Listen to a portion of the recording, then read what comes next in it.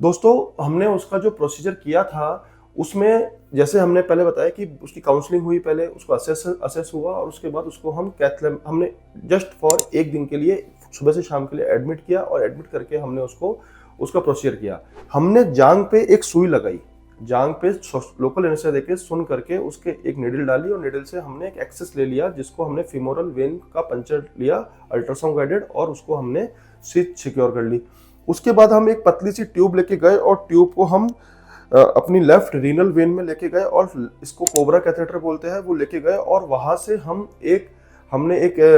Angiogram लिया और हमने देखा कि वेन्स के आइडेंटिफाई करने की कोशिश की और फिर हम लेफ्ट गोनाडल वेन, जो लेफ्ट टेस्टिस की वेन होती है, उसके अंदर हम माइक्रो कैथेटर की मदद से हम एंटर हो गए और माइक्रो कैथेटर को हम बिल्कुल नीचे तक लेके जाके हमने एक फिर से रन लिया तो हमने देखा इसको वेरिकोसील तो ठीक है, मतलब ऐसा तो नहीं बोल सकते कि इसको नहीं थी, इसको वेरिकोसील थी। जहाँ सर्जिकल का एक मार्क भी दिख रहा था, वहाँ पे हल्का सा एक दबाव था और उसके बाद उसके अंदर डेफिनेटली उसके अंदर रिफ्लक्स भी आ रहा था। जो हमने ऑन टेबल भी हमने उससे जोड़ लगवाया तो थोड़ा रिफ्लक्स आ रहा था, वेन्स का गुच्छा भी नीचे बन रहा था। तो प्रैक्टिकली प्रोसीजर जेन्युइन था कि हाँ भाई उसको वेरिकोसील थी और उसको वेरिकोसील और पोस्ट ऑपरेटिव स्कार जो उसमें जो अंदर की तरफ से जो सूचर लगा था वो भी हमें दिख रहा था उसमें, है ना। वहाँ पे वेन में एक कंप्रेशन था, एक टॉर्चुसिटी थी, एक किंक था।